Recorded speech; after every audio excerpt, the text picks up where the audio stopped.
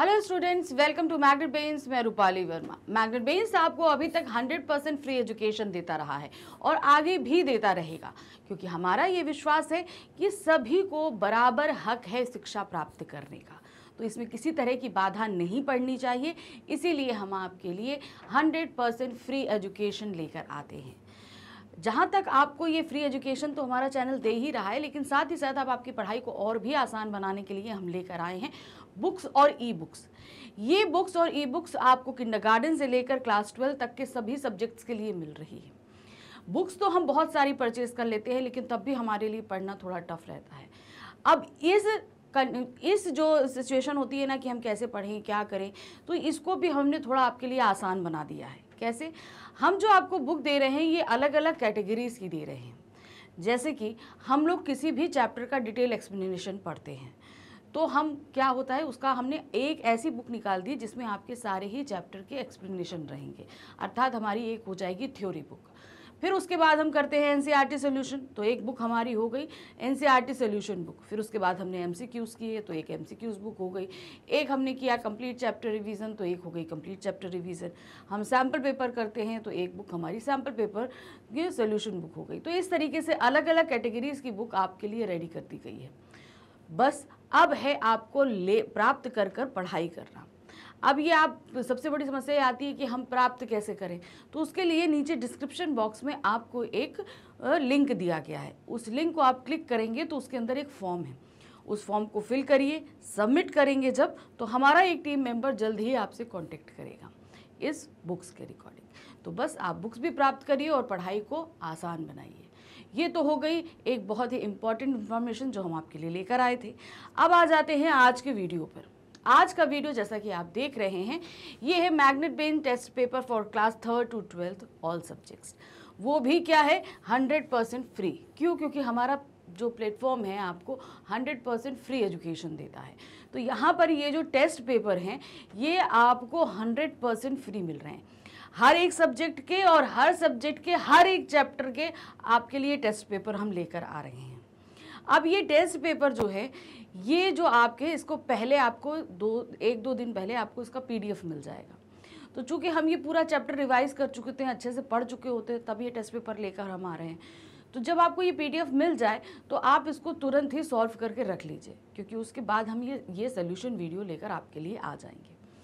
अब इस test paper में आपके पास में 2 तरीके से प्रश्न रहेंगे। जिस फॉर्मेट में हमारे टेस्ट या एग्ज़ाम में या रिवीजन में पूछे जाते हैं उस तरीके से, जैसे ऑब्जेक्टिव और सब्जेक्ट दोनों तरह के प्रश्न पूछे जाते हैं, तो बस इसी मेथड में सारे ही हमारे पास सारे सब्जेक्ट के और सारे ही चैप्टर के इसी पैटर्न में हम आपके लिए यहाँ पर प्रश्न रहेंगे, यानी कि ऑब्जेक्टिव भी रहेंगे और सब्जेक्टिव भी रहेंगे, दोनों ही तरीके के। तो चलिए अब करते हैं। अब आज का सवाल ये उठता है कि भाई कौन सा सब्जेक्ट है, कौन सी क्लास है। सब्जेक्ट तो आपको पता है कि जैसा कि हम हिंदी पढ़ाते हैं। अब आ जाती है क्लास, तो चलिए क्लास भी देख लेते हैं कौन सी है। आज की क्लास है 12th हिंदी कोर की। हमारी बुक है आरोह भाग 2। इसका है गद्य खंड। ये बुक हमारी 2 खंडों में विभक्त है, गद्य खंड और पद्य खंड। तो काव्य खंड और पद्य खंड में, गद्य खंड में आज हम करा रहे हैं गद्य खंड का पहला अध्याय, मगर हमारी बुक का 11वां अध्याय है भक्तिन। ये एक संरचनात्मक जो कहानी थी हमारे सामने रखी है महादेवी वर्मा जी ने। किस तरीके से उनके जीवन में आई एक स्त्री, ये जो थी लक्ष्मी उनकी सेविका, लेकिन सब उसको भक्तिन कहते थे। तो वो कहानी हमने पढ़ी, उसके जीवन में क्या रहा, वो जब महादेवी वर्मा के जीवन में आई तो क्या हुआ, सभी कुछ हमने डिटेल में पढ़ा हुआ है। तो सभी कुछ हम कर चुके हैं, यानी कि detail explanation, NCERT solution, MCQs, complete chapter revision. हम चैप्टर पूरी तरीके से रेडी कर चुके हैं। तो अब टेस्ट की बारी है। तो शुरू करते हैं टेस्ट। जैसा कि हमने कहा कि ऑब्जेक्टिव सब्जेक्टिव दोनों ही तरीके से है, तो सबसे पहले हमारे पास आ रहा है गद्यांश आधारित बहुविकल्पीय प्रश्न, यानी कि आपके सामने सबसे पहले है गद्यांश। अब इसको पढ़ना है और पढ़कर इस पे आधारित प्रश्नों के उत्तर देने हैं। तो चलिए पढ़ते हैं। पहला गद्यांश है, भक्तिन अच्छी है यह कहना कठिन होगा, क्योंकि उसमें दुर्गुणों का अभाव नहीं। वह सत्यवादी हरिश्चंद्र नहीं बन सकती, पर नरो व कुंजरो व कहने में भी विश्वास नहीं करती। मेरे इधर उधर पड़े रुपए पैसे भंडार ग्रह की किसी मटकी में कैसे अंतर्हित हो जाते हैं, यह रहस्य भी भक्तिन जानती है। पर उस संबंध में किसी के संकेत करते ही वह उसे शास्त्रार्थ के लिए चुनौती दे डालती है, जिसको स्वीकार कर लेना किसी तर्क शिरोमणि के लिए संभव नहीं। यह उसका अपना घर ठहरा। रुपया पैसा जो इधर उधर पड़ा देखा, संभाल कर रख दिया। यह क्या चोरी है? उसके जीवन का परम कर्तव्य मुझे प्रसन्न करना है। जिस बात से मुझे क्रोध आ सकता है उसे बदल कर इधर उधर करके बताना क्या झूठ है? इतनी चोरी और इतना झूठ तो धर्मराज महाराज में भी होगा, नहीं तो वे भगवान जी को कैसे प्रसन्न रख सकते और संसार को कैसे चला सकते।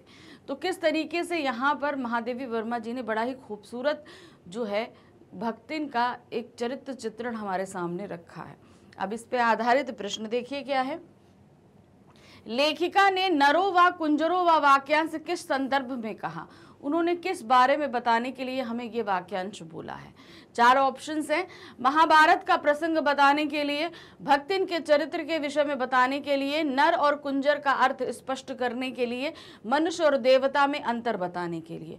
तो वो उन्होंने क्यों बताया था? भक्तिन के चरित्र के विषय में बताने के लिए उन्होंने इसीलिए बताया था।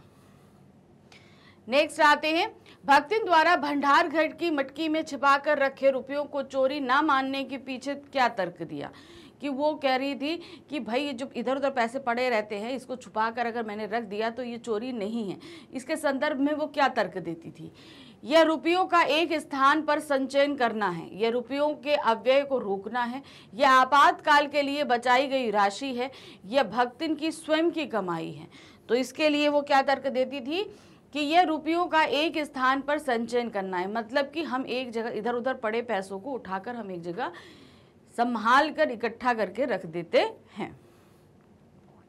लेखिका के क्रोध से बचने के लिए भक्तिन क्या करती थी? बात को सीधे सीधे बता देती थी, बात को इधर उधर करके बताती थी, बात को छिपा कर रखती थी या बात ही नहीं करती थी? तो क्रोध से बचने के लिए क्या करती थी? वो बात को इधर उधर करके बताती थी। भक्तिन के जीवन का परम कर्तव्य किसे माना गया है?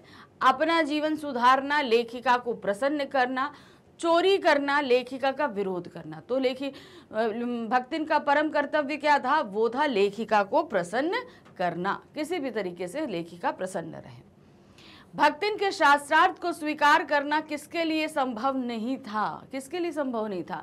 तर्क शिरोमणि के लिए, धर्मराज के लिए, लेखिका के लिए, भगवान के लिए। तो उसके जो भी तर्क हैं उसको स्वीकार करना किसी भी तर्क शिरोमणि के लिए संभव नहीं था। मतलब चाहे कितना बड़ा व्यक्ति हो जो तर्क में महारत रखता हो, आर्गुमेंट बहुत अच्छा कर लेता हो, लेकिन वो भक्ति से तर्क में जीत नहीं सकता, ये था। अब आ गए हम दूसरे गद्यांश पे। क्या है? भक्तिन और मेरे बीच में सेवक स्वामी का संबंध है। ये कहना कठिन है क्योंकि ऐसा कोई स्वामी नहीं हो सकता जो इच्छा होने पर भी सेवक को अपनी सेवा से हटा ना सके, और ऐसा कोई भी सेवक सुना गया जो स्वामी के चले जाने का आदेश पाकर अवज्ञा से हंस दे। भक्तिन को नौकर कहना उतना ही असंगत है जितना अपने घर में बारी बारी से आने जाने वाले अंधेरे उजाले और आंगन में फूलने वाले गुलाब और आम को सेवक मानना। वे जिस प्रकार एक अस्तित्व रखते हैं जिसमें सार्थकता देने के लिए ही हमें सुख दुख देते हैं, उसी प्रकार भक्तिन का स्वतंत्र व्यक्तित्व अपने विकास के परिचय के लिए ही मेरे जीवन को घेरे हुए है। तो किस तरीके से भक्तिन का जो जीवन है वो उन्होंने बताया कि हम अगर चाहें तो हम उसे हटा नहीं सकते, और हम अगर उसे जाने की आज्ञा दे दें तो वो हंसकर टाल देती है। अब इस पर आधारित प्रश्न क्या है?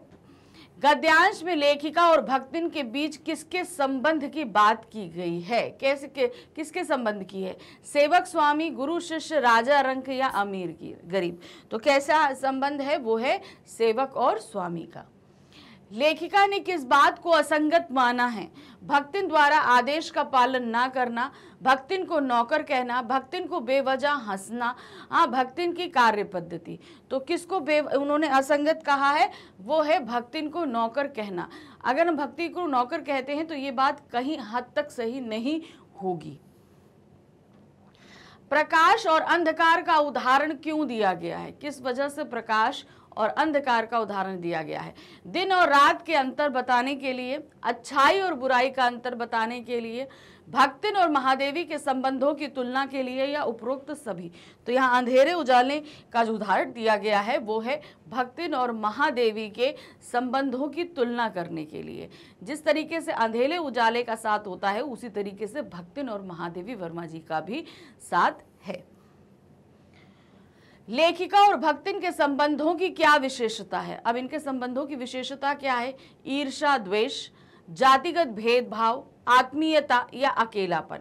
तो इनके संबंधों की जो सबसे बड़ी विशेषता है वो है आत्मीयता। मतलब इन लोगों के अंदर, इन दोनों के साथ बहुत ही क्लोजनेस है, एक दूसरे को बहुत ही करीब हैं ये दोनों लोग। लेखिका के व्यक्तित्व के कई अनछुए आयाम किसके कारण से प्रकट होते हैं? किस कारण से वो अनछुए आयाम प्रकट हो रहे हैं? उच्च साहित्यकार के कारण, विशिष्ट रचना साहित्य के कारण, अध्ययनशील प्रवृत्ति के कारण या भक्तिन के कारण? तो जो प्रकट होने का कारण है वो है भक्तिन के कारण। तो लेखिका का व्यक्तित्व ऐसा बहुत सी चीजें हैं जो किसी ने जानी या पहचानी नहीं थी, लेकिन भक्तिन के आ जाने से क्या हुआ, वो सारी चीजें सभी के प्रकाश में आने लगी थी।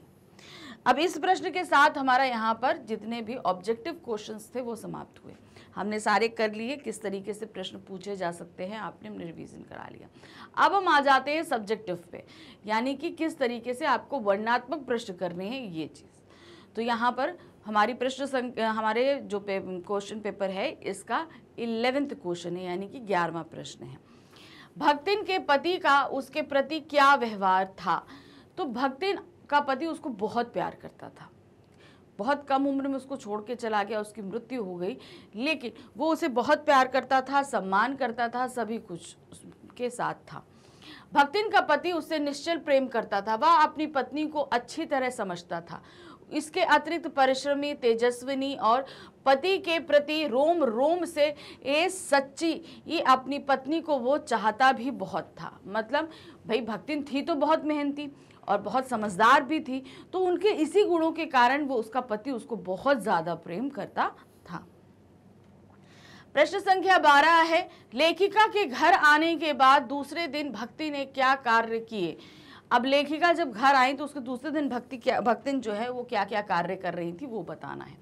भक्ति ने सवेरे जल्दी उठकर घर की साफ सफाई की, फिर उसने स्नान किया और लेखिका की धुली धोती को भी जल की छींटे छिड़क कर पहना।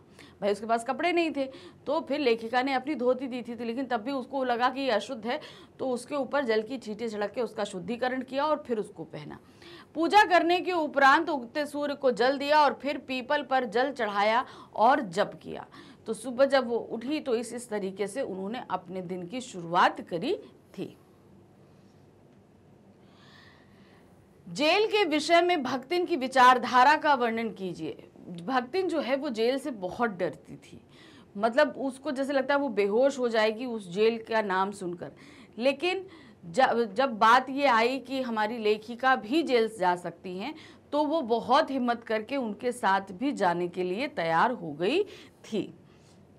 तो कहता भक्तिन कारागार जेल से वैसे ही डरती थी जैसे वह यमलोक से डरती थी।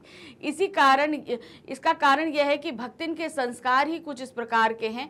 वह इस बात को भी अन्यायपूर्ण मानती थी कि उसकी मालकिन को तो जेल में डाल दिया जाए और उसे मुक्त छोड़ दिया जाए। तो मतलब कहने का मतलब है ये बहुत अन्याय होगा कि उनकी मालकिन अर्थात लेखिका को जेल में डाल दिया जाए और उसे ना ले जाया जाए। तो वो हर एक तर्क देती है कि जब अगर मेरी मालकिन यानी कि लेखिका अगर जेल जाएंगी तो मैं भी उनके साथ जेल जाऊंगी। इतना डरने के बावजूद वो जेल जाने को तैयार हो जाती है। किस डर के कारण भक्तिन आंख मूंद कर बेहोश तक हो जाती थी? तो वो डर क्या था? जेल जाने का डर था। भक्तिन कारागार की ऊंची दीवारें देखकर आंख मूंद कर बेहोश हो जाती थी, कि मतलब उसे जेल से बहुत डर था, ऊंची ऊंची दीवारें थी, तो ये जैसे उसका आंखें बंद करके और वो बेहोश हो जाया करती थी। लेखिका के कार्यों में भक्तिन किस प्रकार से मदद करती थी? अब लेखिका का कार्य और भक्तिन का कार्य अलग अलग था। अब लेखिका क्या था? वो एक साहित्य रचनाकार हैं, वो कभी कविताएं लिखती, कभी कहानी लिखती, तो इस तरीके का उनका कार्य था। अब यहाँ पे क्या था, भक्तिन का कार्य घर के कामों से था, तो कैसे मदद करती थी, कभी कुछ खाने के लिए, कभी पीने के लिए ला कर दे दिया, कभी उनकी कलम वगैरह के लिए स्याही ला के दी, कभी कागज़ ला के दी, तो इस तरीके की वो मदद किया करती थी। भक्तिन लेखिका के कार्यों में हर तरह से मदद करती थी। वह लेखिका के खान पान, रहन सहन इत्यादि का ध्यान रखती थी। वह उनकी पुस्तकों का भी ध्यान रखती थी और छात्रावास के बच्चों की भी देखभाल कभी कभी कर लिया करती थी। वह लेखिका के इधर उधर पड़े रुपयों को भी मटकों में संभाल कर रख देती थी। तो मतलब एक तरीके से लेखिका का कार्य अगर लिखाई पढ़ाई का था तो वो उस पर ध्यान देती थी, उसके अलावा वो जितने काम होती थी भक्तिन कर देती थी। लेकिन कभी कभी जो है जब लेखिका बहुत ज़्यादा अपसेट हो काम से, तो इनके लिखाई पढ़ाई में भी जैसे मैंने बताया कि कागज़ देना, स्याही देना, पेंटिंग के लिए ब्रश वगैरह देना, ये सारा काम भी वो करती थी। सभी को अपने नाम का विरोधाभास लेकर जीना पड़ता है, पाठ में ऐसा क्यों कहा गया है? अब यहाँ पर पाठ में इसलिए कहा गया है क्योंकि लेखिका का खुद का नाम उनके व्यक्तित्व का विरोधाभास कर रहा है। उनका नाम महादेवी है और यहाँ पर उनके जीवन में ऐसा कुछ भी नहीं। उसी तरीके से भक्तिन का नाम भी उनके व्यक्तित्व के पूरे विपरीत था। उनका नाम, भक्तिन का नाम था लक्ष्मीन, लेकिन उनके जीवन में ऐसा कुछ नहीं था जिसको वो लक्ष्मीन से बोल सके, इसीलिए वो अपने नाम को छिपाती भी थी। लक्ष्मीन का मतलब हुआ लक्ष्मी, माता लक्ष्मी, जिनके पास धन के अपार भंडार हैं। लेकिन यहाँ पर लक्ष्मी अगर हम भक्तिन के लिए बोले तो उसके पास ऐसा कुछ भी नहीं था, इसीलिए वो अपने नाम को छिपाया भी करती थी। तो ये दोनों लोग अपने नाम का विरोधाभास लेकर जी रहे हैं पाठ के अनुसार। जिस प्रकार यदि किसी स्त्री का नाम शांति हो और वो झगड़ालू स्वभाव की हो तो ये कहा जाएगा कि वह स्त्री अपने नाम के अनुरूप नहीं है। इसी प्रकार किसी गरीब लड़की का नाम राजकुमारी हो सकता है, पर संभवतः वह 2 वक्त की रोटी के लिए मजदूरी करती हो। पाठ की प्रमुख पात्रा भक्तिन के साथ ही यही स्थिति थी, क्योंकि उसका नाम लक्ष्मी है परंतु वह दरिद्र है, अतः नाम का विरोधाभास आसानी से देखा जा सकता है। प्रश्न संख्या 17 है, भक्तिन नाम किसने और क्यों दिया? पाठ के आधार पर उत्तर दीजिए। तो भक्तिन का नाम उसके पिताजी ने दिया, तो सॉरी, भक्तिन का नाम जो है लेखिका ने दिया था। जब वो आई क्या कहते हैं महादेवी वर्मा जी के पास काम मांगने के लिए, तो नाम जो है उसने ये शर्त रखी, मैं अपना नाम तो बताऊंगी लेकिन आप ये नाम कभी किसी के सामने मेरा नहीं लेंगी। तो अब ये कंडीशन आती है कि बुलाया क्यों कैसे जाए? तो फिर उसकी वेशभूषा और गले में पड़ी कंठी माला को देखकर महादेवी वर्मा जी ने उसका नाम भक्तिन रख दिया था। भक्तिन का वास्तविक नाम लक्ष्मी था, परंतु वह अपना वास्तविक नाम लोगों से छिपाने का प्रयास करती थी। उसकी वेशभूषा, उसके हाव भाव, चाल चलन, मुंडा हुआ सिर और गले में पड़ी माला आदि को देखकर लेखिका महादेवी वर्मा ने उसका नाम भक्तिन रख दिया। यह नाम भक्तिन के बाह्य रूप को देखकर बिल्कुल उचित प्रतीत होता था। यही कारण है कि भक्तिन ने अपने इस नए नामकरण का कभी विरोध नहीं किया, अन्यथा वह लेखिका से इतना घुल मिल गई थी कि नाम पसंद नहीं आने पर वह लेखिका से अपनी नाराजगी अवश्य व्यक्त कर देती। तो यहाँ पर वो नाम भी उसको जो रखा गया वो पसंद आया था। प्रश्न संख्या 18 है, मायके से आने के बाद भक्तिन ने अपना गुस्सा किस प्रकार शांत किया? अब क्या था, जो है उसके पिताजी और माताजी उसकी सौतेली थी, तो बहुत ही छोटी उम्र में उसकी शादी कर दी, वो ससुराल चली आई। अब उधर उसके पिताजी का देहांत हो गया। ये खबर कुछ दिन बाद इसके ससुराल पहुंचती है, तो उसकी माँ, जो उनकी सास होती हैं, वो उसको नहीं बताती कि उसके पिताजी की मृत्यु हो गई है। तो भाई उसको भेज देती हैं कि जाओ, तुम बहुत दिन से अपने घर वालों से मिली नहीं हो, चली जाओ, मिलकर आओ। जब वो वहाँ जाती है तो पता चलता है कि ये कंडीशन है। माँ, सौतेली माँ भी उसके साथ अच्छा व्यवहार नहीं करती है। जब वो लौट के आती है तो इस चीज़ से बहुत रुष्ट होती है और अपना सारा गुस्सा वो अपने पति के ऊपर, अपने गहने, कपड़े फेंक कर उतारती है। सारा गुस्सा इस तरीके से वो प्रकट करती है। तो क्या था, भक्तिन जब मायके पहुंची तो उसे अपने पिता की मृत्यु का समाचार मिला। उसे पहले किसी ने नहीं बताया था कि उसके पिता इस संसार से चले गए। उसकी विमाता ने भी उससे अच्छा व्यवहार नहीं किया, इसलिए वह मायके से बिना पानी पिए और ससुराल चली आई और उसने अपनी सास को बुरा भला कहकर विमाता पर आया क्रोध शांत किया तथा अपने पति पर गहने फेंक फेंक कर उसने पिता की चिर विछोह की मर्म व्यथा व्यक्त करी। तो किस तरीके से उसने अपना ये सारा गुस्सा निकाला अपने पति और सास पर। प्रश्न संख्या 19 है, क्या कारण था कि भक्तिन के पास लगान देने के लिए भी धन नहीं था। एक्चुअली जो उसकी बेटी थी, बेटी का भाई पहला पति मर गया था, फिर धोखेवश उसकी दूसरी शादी करा दी उसकी जेठ जेठानी ने। तो जो दूसरी शादी उसकी बेटी की कराई वो लड़का बिल्कुल भी सही नहीं था, जिसकी वजह से धीरे धीरे उसकी संभाल के रखी गई संपत्ति सारी खराब होती गई। और एक कंडीशन ये आया कि उसके पास पैसा नहीं था, इसीलिए वो लगान नहीं दे पाई थी। तो क्या था, भक्तिन की बड़ी बेटी जब विधवा हो गई तो जेठ के लड़के ने अपने तीतरबाज साले को केवल इसीलिए बुलाया जिससे वह भक्तिन की बेटी से विवाह कर ले, सारी संपत्ति उसके कब्जे में आ जाए। जब भक्तिन की बेटी ने उससे विवाह के लिए मना कर दिया तो उस लड़के ने अपने सहयोगियों के साथ मिलकर भक्तिन की बेटी को बदनाम कर दिया। उसके बहकावे में आकर पंचायत ने आदेश दिया कि ये दोनों वो विवाह करेंगे। पंचायत के आगे माँ बेटी की एक ना चल सकी और विवाह हो गया। दामाद अब निश्चिंत होकर तीतरबाजी करता और इतने यत्न से संभाले गए गाय ढोर खेती बाड़ी आदि पारिवारिक द्वेष में ऐसे उलझ गए कि वह जमींदार को लगान के पैसे भी ना दे पाई। भक्तिन अब अत्यधिक दुखी रहने लगी थी। तो इस तरीके से वो पैसे नहीं दे पाई और बहुत ही ज्यादा दुख, इसीलिए वो चली आती है शहर नौकरी करने के लिए। प्रश्न संख्या 20 है, पुत्र की चाह में परिवार के लोग ही कन्या को जन्म देने वाली मां के दुश्मन हो जाते हैं। इस प्रवृत्ति पर भक्तिन पाठ के आधार पर टिप्पणी कीजिए। तो क्या हुआ भाई, उनके जेठ जेठानी थे भक्तिन के, तो उन सभी के लड़के थे, लेकिन भक्तिन के जो है 2 पुत्रियां हुई। अब इस कारण से जो है भेदभाव घर में होने लगा। जेठानियां बहुत ही ठाठ से रहती, अच्छा खाती, उनके लड़कों को भी बहुत अच्छा खाने को दिया जाता। भक्तिन पूरे दिन काम करती और उसकी लड़कियों को भी खाने के लिए ठीक से नहीं दिया जाता।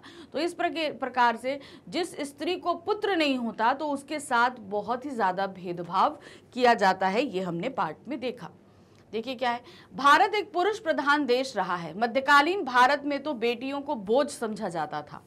समाज में आज भी होने वाली कन्या भ्रूण हत्या की घटनाएं इसी मनोवृत्ति का प्रमाण देती हैं। साथ ही माना जाता है कि बेटी का विवाह करने पर वह तो दूसरे घर की हो जाती है, जबकि उनमें बेटे से अपने वंश को आगे बढ़ाने की इच्छा बनी रहती है। पुत्र को बुढ़ापे की लाठी माना जाता है और अंतिम समय में उनसे माँ बाप की सेवा की उम्मीद भी की जाती है। ऐसी ही दक्यानुसी विचार हमारे समाज में आज भी व्याप्त है। इन दक्यानुसी विचारों द्वारा ही पुत्र की चाह में परिवार के लोग ही कन्या को जन्म देने वाली माँ के दुश्मन हो जाते हैं। अतः इसी कारण भक्ति भी पुत्र की महिमा में अंधी जेठानियों की घृणा और उपेक्षा का पात्र बनी रही थी। तो किस तरीके से हमारे समाज में जो माँ एक पुत्र को जन्म देती है उसका बहुत मान सम्मान होता है, क्योंकि पुत्र ही वंश को आगे बढ़ाता है और माँ बाप के बुढ़ापे का सहारा होता है। और अगर किसी माँ ने पुत्र को जन्म नहीं दिया तो वो पूरे ही समाज के लिए धिक्कार का कारण बन जाती है। और इसी कारण से जो है भक्तिन को भी अपनी जेठानियों और सास की नफरत को झेलना पड़ा था। तो इस प्रश्न के साथ हमारा ये पूरा चैप्टर हमने फटाफट कर लिया। तो इसी तरीके से और भी चैप्टर आपके पास आते रहेंगे और फटाफट आप टेस्ट करके इसको मिलाते रहेंगे कि आप कितने हद तक इस चैप्टर को समझ पाए हैं। तो मैग्नेट बेन्स जो है आपके लिए अभी तक बहुत प्रयासरत रहा, हर तरीके से आपकी हेल्प करता है पढ़ाई में। अब आपकी और हेल्प करने के लिए आ गया है, अर्थात अब हम आपके लिए लेकर आ रहे हैं बुक्स और ई बुक्स। ये बुक्स और ई बुक्स आपको मिल रही हैं हमारे चैनल पर किंडरगार्टन से लेकर क्लास 12 तक के सभी सब्जेक्ट्स के लिए। इनको बहुत ज़्यादा अच्छा और आपके लिए पढ़ाई के लिए आसान बनाने के लिए हमने इसको अलग अलग कैटेगरीज में डिवाइड किया है। जैसे कि अभी हम टेस्ट पेपर कर रहे हैं, हमने सैम्पल पेपर भी करेंगे। तो इस तरीके से जैसे सैम्पल पेपर किया तो एक हमारी बुक हो गई सैम्पल पेपर सोल्यूशन बुक। हम एनसीईआरटी सोल्यूशंस करते हैं तो एक बुक हमारी हो गई एनसीईआरटी सोल्यूशन बुक। इसी तरह हमने जिस टॉपिक्स पर हमने अपने काम किए हैं सभी टॉपिक आपके लिए अलग अलग कैटेगरीज में हम लेकर आए हैं। इनको प्राप्त करने के लिए नीचे डिस्क्रिप्शन बॉक्स में एक फॉर्म दिया गया है, उसको फिल करके सबमिट करिए। एक टीम मेंबर जल्दी हमारा आपसे कॉन्टैक्ट करेगा। Thank you for watching, bye bye.